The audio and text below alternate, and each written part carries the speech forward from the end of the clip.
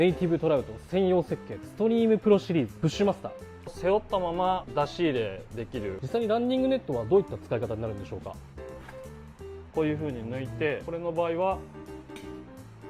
そのまま収納できる。縦側のデイジーチェーンでカラビナだとかヘルメットだとかつけれるように縦向きのデイジーチェーンがついてます。ここのファスナーはレインだとか食料とかそういったのを入れるようにファスナーのポケットがついてます。